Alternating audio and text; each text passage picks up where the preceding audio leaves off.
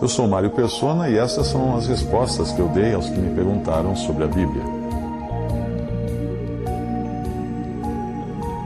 Um leitor perguntou se uns vão ao Pai e outros ao Filho.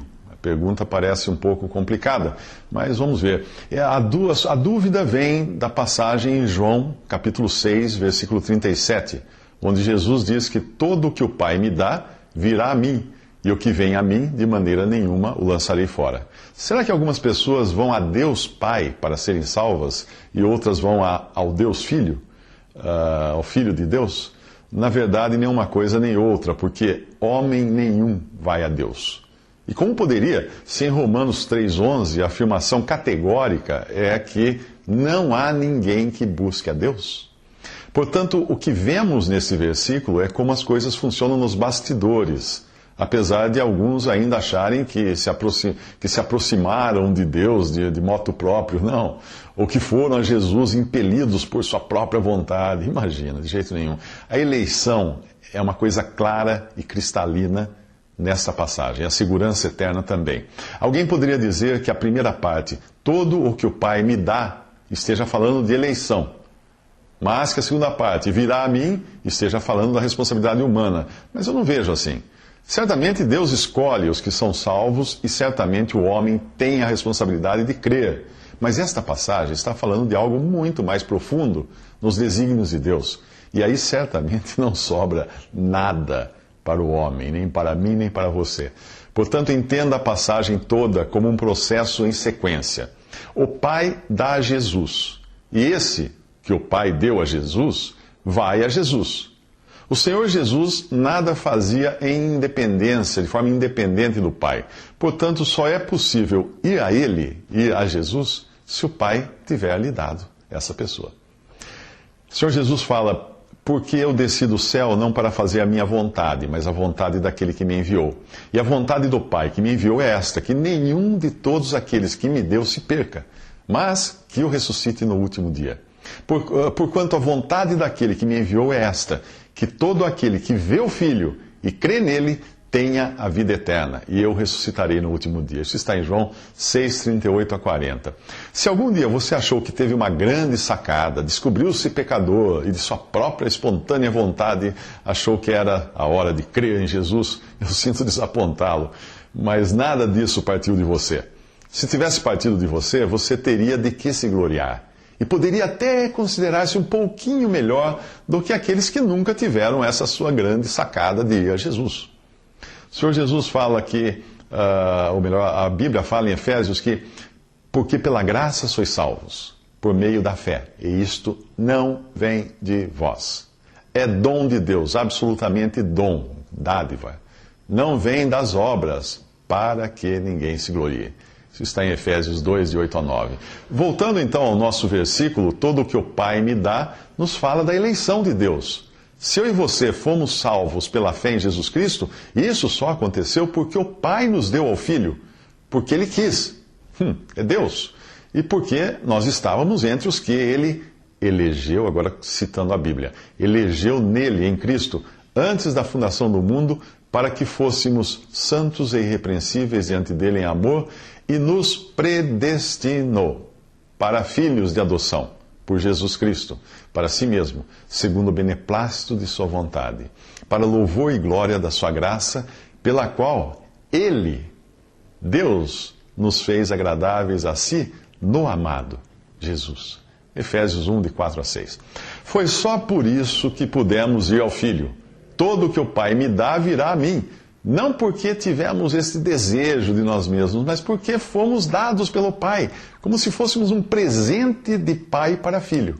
O filho alegremente recebe esses presentes, né, que o Pai lhe dá, e nenhum deles se perde.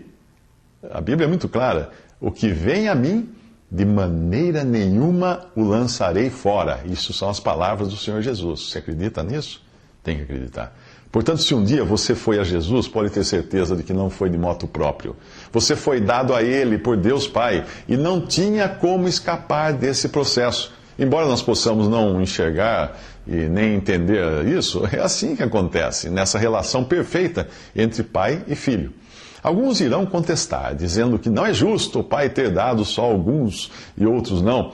Mas nós não devemos nos esquecer de que todos, absolutamente todos, estavam igualmente perdidos. Deus não colocou ninguém na perdição. Nunca. Foi o homem que escolheu isso. E se dependesse de nós, ninguém iria querer sair desse estado de perdido. Porque nós somos inimigos de Deus, por natureza. Eu espero que nesse ponto não tenha alguém também que venha reclamar dizendo: é injusto o pai ter me dado ao filho sem me consultar. Eu não queria ser salvo. Imagina alguém falar isso.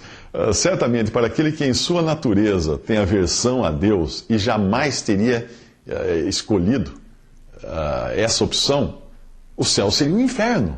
Para a pessoa que não quer ir para o céu, vai ser um inferno o céu. Mas Deus quer salvar. E tal qual o homem da parábola da grande ceia, ele obriga, por meio do seu servo, o Espírito Santo, todos a entrarem na sua casa, na sua festa. Mas no momento em que alguém vai ao Filho, é porque Deus já injetou, por assim dizer, vida nessa pessoa. E é isso que é o novo nascimento. Essa injeção de vida é feita através da água, da palavra de Deus e do Espírito Santo. Essa pessoa em quem acontece essa obra, que é de Deus, porque é o novo nascimento, e bebê algum nasce por si mesmo, alguém precisou tomar a decisão no lugar dele. Essa obra que é de Deus, quando feita na pessoa, essa pessoa não tem mais escapatória, ela irá desesperadamente querer ir a Jesus. E só quem já passou por isso entende, né? Então vem a parte bendita das palavras de Jesus, contra a qual muitos lutam por não gostarem da ideia de que não tem parte em sua própria salvação ou na manutenção dela por boas obras, perseverança, etc, etc. As pessoas não gostam quando descobrem que não partiu delas isso e que não vai ser mérito delas chegar na presença de Deus. A palavra de Deus diz: e o que vem a mim, de maneira nenhuma o lançarei fora.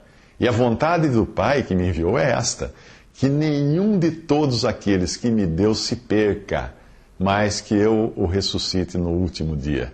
Porquanto a vontade daquele que me enviou é esta: que todo aquele que vê o Filho e crê nele tenha a vida eterna, e eu o ressuscitarei no último dia. Olha que coisa linda, está em João, capítulo 6, versículo 38 ao 40. Será que depois de uma afirmação tão clara e inequívoca quanto esta, você teria audácia de dizer que a sua salvação dependeu de você? E que a manutenção dessa sua salvação depende da sua fidelidade, perseverança, boas obras, dar o dízimo, etc, etc. Teria coragem de falar uma coisa dessa? Ou que depois de ter sido salvo, ainda existiria a possibilidade de você escapar por entre os dedos de Deus e se perder? Será que alguém ousaria dizer isso? A Bíblia continua dizendo: mas vós não credes, o Senhor fala, para os incrédulos, porque não sois das minhas ovelhas. Como já vou-lo tenho dito, as minhas ovelhas ouvem a minha voz, e eu conheço-as, e elas me seguem, e dou-lhes a vida eterna, e nunca hão de perecer, e ninguém as arrebatará da minha mão.